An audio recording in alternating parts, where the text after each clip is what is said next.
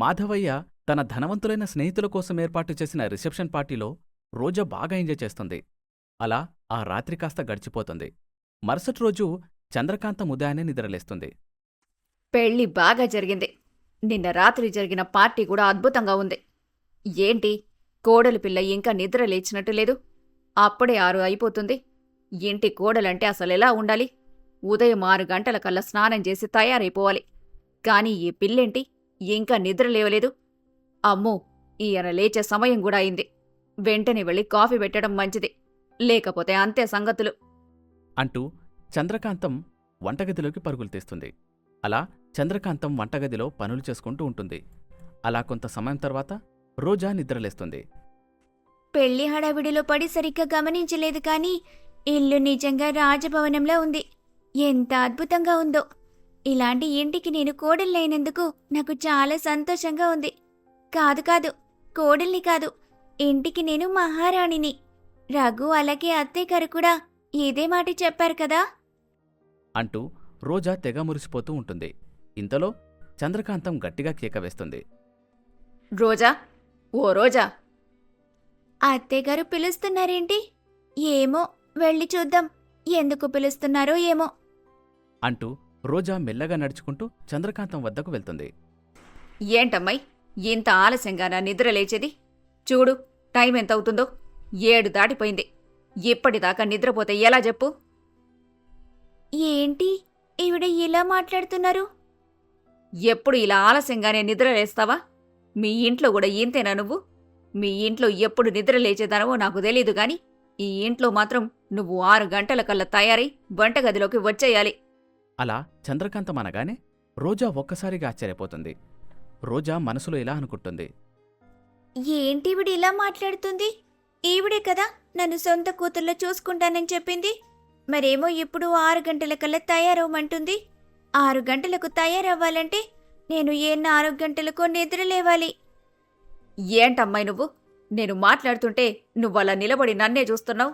చూడు, ఆడవాళ్లు నడుచుకునే తీరు ప్రకారమే ఇల్లు వృద్ధిలోకొస్తుంది. ఏం చేస్తావో నాకు తెలీదు. నువ్వు రేపటి నుండి 6 గంటలకల్లా కిచెన్లో ఉండాలి. పద, వచ్చి వంట పనులు చూడు ముందు అంటూ చంద్రకాంతం రోజాని కిచెన్లోకి తీసుకుని వెళ్తూ ఉంటుంది. ఏంటి, అమ్మాయిని ఎక్కడికి తీసుకుని వెళ్తున్నావు? కోడల్ని ఇంకెక్కడికి తీసుకెళ్తాను చెప్పండి? వంటగదికే తీసుకొనెళ్తున్నా. అరే, నువ్వు వంటగదిలోకి వెళ్ళొద్దమ్మా.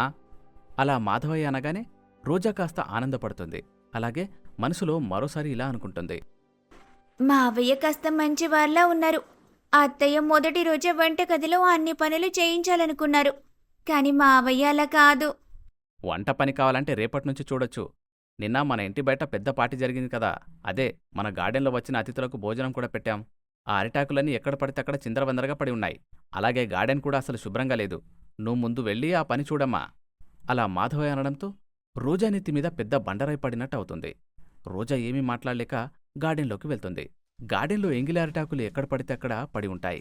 అలాగే పార్టీ జరిగి ఉండటం వలన గార్డెన్ అంతా చిందరవందరగా ఉంటుంది. ఏంటి ఇలా జరిగింది? నిన్న అనుకున్నదొకటి, ఇక్కడ జరుగుతుందొకటి. అత్తయ్య గారేమో సూర్యుడు ఉదయించకముందే నిద్ర లేవాలంటున్నారు.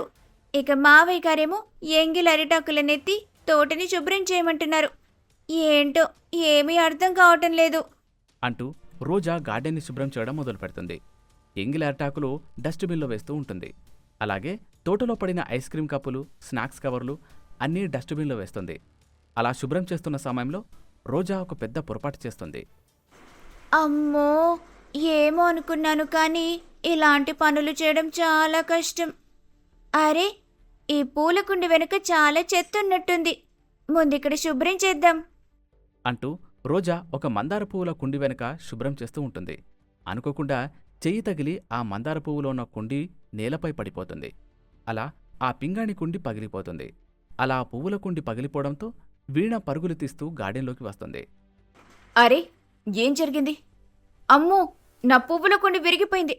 అమ్మా, నాన్న! అలా వీణ కేకలు వేయడంతో ఇంట్లో ఉన్న వాళ్ళందరూ బయటకొస్తారు. అరే, ఏం జరిగింది వీణ? ఎందుకలా కేకలేస్తున్నావు? ఏం జరిగిందమ్మా? ఎన్నో ఏళ్ల నుండి ఈ పువ్వుల కుండీని నేను జాగ్రత్తగా చూసుకుంటొచ్చాను. కాని ఈవిడ నా గుండెని విరగ్గొట్టింది. ఏంటి వదినా నువ్వు? వచ్చి రాగానే నాకెంతో ఇష్టమైన పువ్వుల కుండీని విరగ్గొట్టావు. అయినా నేను గార్డెన్లోకి రమ్మని ఎవరు చెప్పారు? గార్డెన్ అంటే నాకెంతో ఇష్టం. అన్ని పువ్వుల మొక్కల్ని నేను జాగ్రత్తగా చూసుకుంటున్నాను. అయ్యో సారీ వీణా, ఆ పువ్వుల కుండి వెనుక చాలా చెత్తుంది. అది శుభ్రం చేస్తుండగా చెయ్యి తగిలి కుండి పడిపోయింది. ఏదేమైనా సరే నువ్వు చాలా పెద్ద తప్పు చేసావు వదినా. ఎవరైనా ఇంత కేర్లెస్గా పనిచేస్తారా? కాస్త జాగ్రత్తగా ఉండాల్సింది కదా. అసలు పువ్వుల కుండీల దగ్గర ఎంత జాగ్రత్తగా ఉండాలో నీకు తెలీదా? ఏంటమ్మా నువ్వు కూడా? ఈమెనెందుకు గార్డెన్లోకి పంపావసలు? అరే, నేనెక్కడ పంపాను తల్లి? ఇదిగో మీ నాన్నగారే ఆవిడ్ని ఇక్కడికి పంపించారు. అరే, నాకు మాత్రం మీ అమ్మాయి ఇలా చేస్తుందని తెలుసా? ఏదో గార్డెన్ అంతా చెత్తగా ఉందని శుభ్రం చేయమని చెప్పాను. ఏంటమ్మా నువ్వు ఇంత చిన్న పని చేయడం కూడా చేత కాదా? వెళ్ళు, లోపలికి వెళ్ళు. అలా అందరూ అరవడంతో పాపం రోజాకి చాలా ఏడుపొస్తుంది. ఏం చేయాలో తెలియక రోజా తన గదిలోకి వెళ్తుంది. రోజా బోరున ఏడుస్తూ ఉంటుంది. అరే రోజా, ఎందుకు ఏడుస్తున్నావు? ఏం జరిగింది? మీ అమ్మ గుర్తుకొచ్చిందా? ఏంటి రఘు నువ్వు? పెళ్లికి ముందు ఎన్నెన్నో గొప్ప గొప్ప మాటలు చెప్పావు. ఇంటికి కాబోయే మహారాణివన్నావు. కానీ ఇంటికొచ్చిన రెండో రోజే మీ ఇంట్లో వాళ్ళందరూ నన్ను చాలా ఏడిపించారు. అసలేం జరిగిందో తెలుసా? అంటూ రోజా జరిగిందంతా రఘుతో చెప్తుంది. అవునా, నేను నిద్రలేచేలోగా ఇంత జరిగిందా? అయినా నువ్వు కాస్త జాగ్రత్తగా ఉండాల్సింది. మా చెల్లికి పువ్వులన్నా పువ్వుల మొక్కలన్నా ఎంతో ఇష్టం. జరిగిందేదో జరిగిపోయింది. ఇకపై కాస్త జాగ్రత్తగా ఉండు. ఏంటి రఘు నువ్వు కూడా ఇలా మాట్లాడుతున్నావు? జస్ట్ పువ్వుల కుండి విరిగిపోయింది అంతే. పువ్వుల మొక్కకు ఏమీ కాలేదు. మొక్క బాగానే ఉంది. బాగా ఉన్న మొక్కని మరో కుండీలో పెట్టినా అది బతుకుతుంది.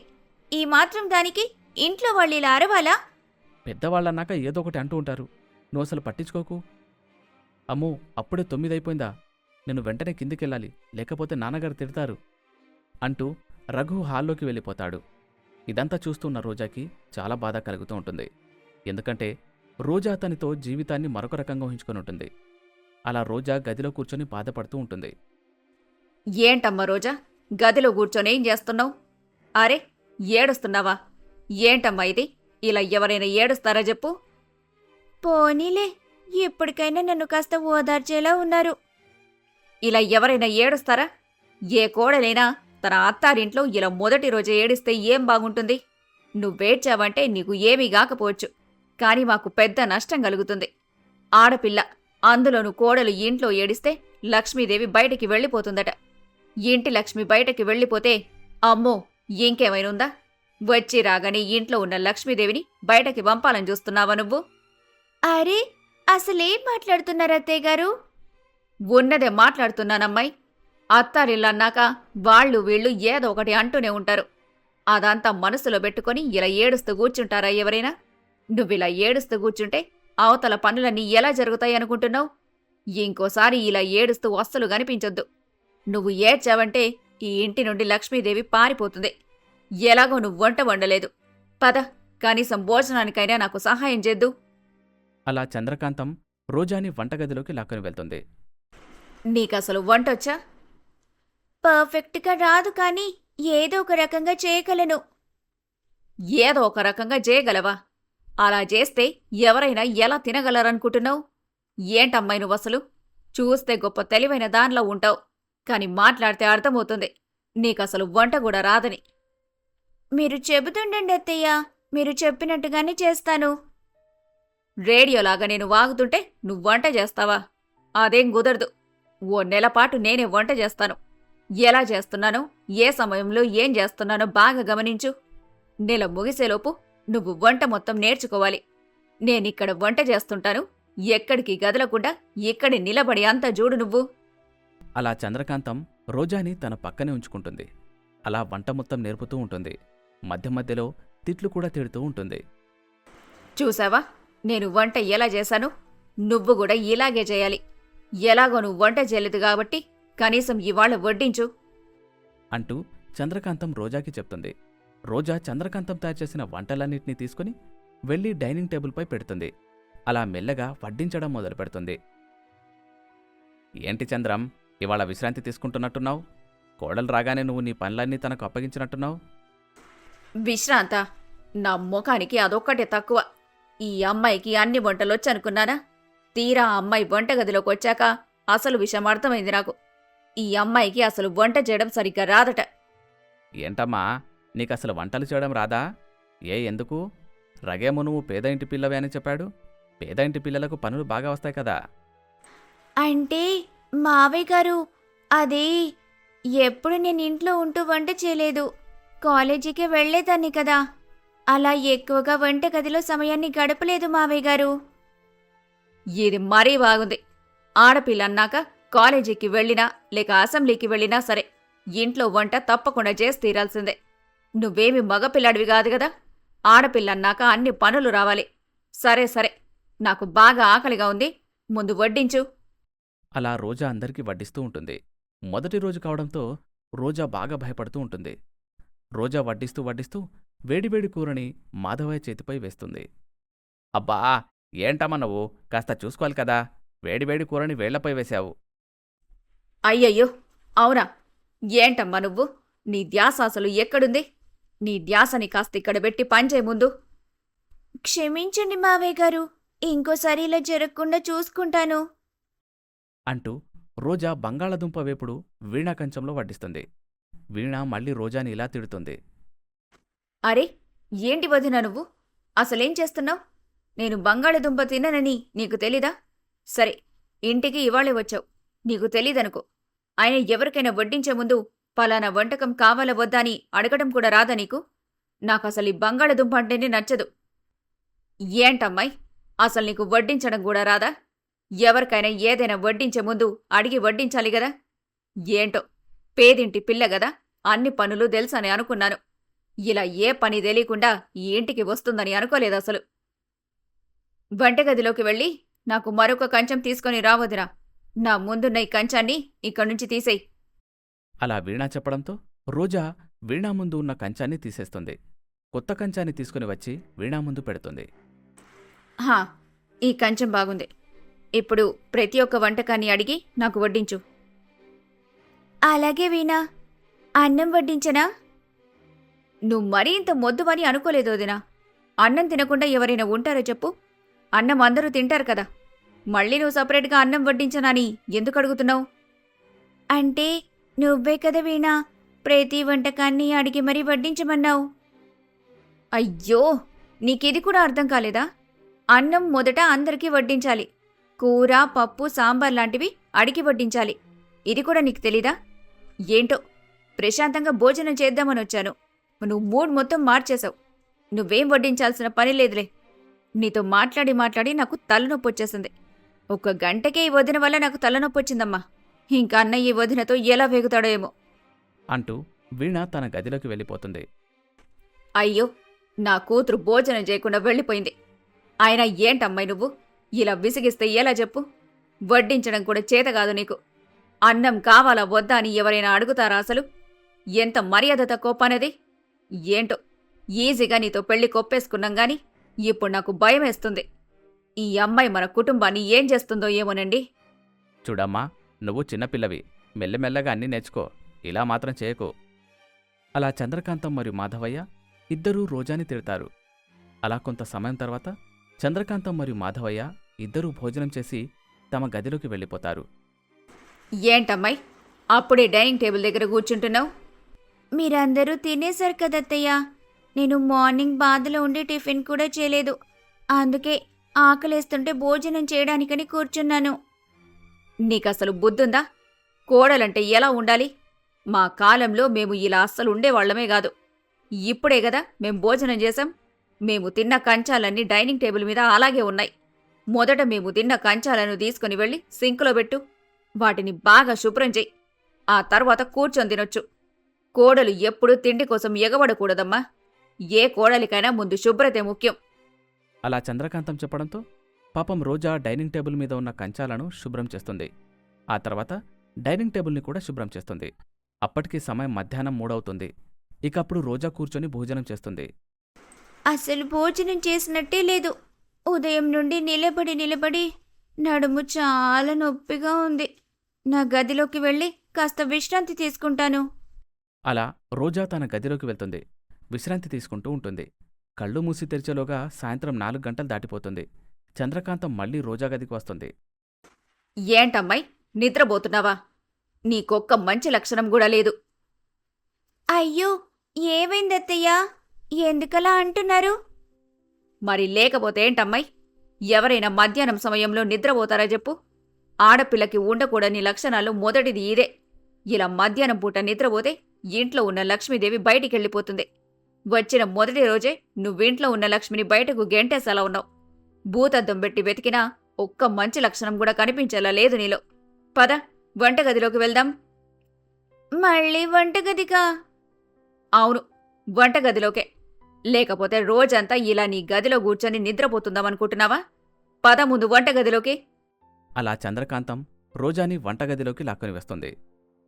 వంట చేయడం రాదన్నావు. కనీసం నీకు టీ పెట్టడమైనా వచ్చా? ప్రతిరోజు 4:30కి మీ మావయ్యకి టీ ఇవ్వాలి. లేకపోతే ఆయనకు చాలా కోపం వస్తుంది. ఇక 5 గంటలకు వీణకి కాఫీ ఇవ్వాలి. కొన్ని స్నాక్స్ కూడా పెట్టాలి. వీటి కోసం నువ్వు 3:30 కల్లా కిచెన్లో ఉండాలి. అలాగే అత్తయ్యా. అలాగే అని అనడం కాదు. ముందుగా టీ పెట్టు. ఆ తర్వాత ఉల్లిపాయలు కట్ చేయి. వాటితో పకోడీలు చెయ్యి. అలా చంద్రకాంతం పని చెప్పి తన గదిలోకి వెళ్ళిపోతుంది. ఒక్క రోజులో జీవితం మారిపోవడం అంటే ఇదేనేమో. అమ్మ అసలు ఈ పనులన్నీ ఎలా చేసేదో ఏమో. ముందు టీ పెట్టేస్తాను. ఆలస్యమైతే మళ్ళీ అత్తయ్య ఏదో ఒకటి అంటుంది. అలా రోజా టీ పెడుతుంది. మరోవైపు ఉల్లిపాయ పకోడీని కూడా తయారు చేస్తుంది. ఇదిగోండి మావయ్య టీ. టీ అంతేమీ బాగోలేదు. అవునా? టీ ఏమీ బాగోలేదా? ఇదిగో అమ్మాయి, టీలోకి నువ్వు ఇలాచి మరియు అల్లం వేసావా లేదా?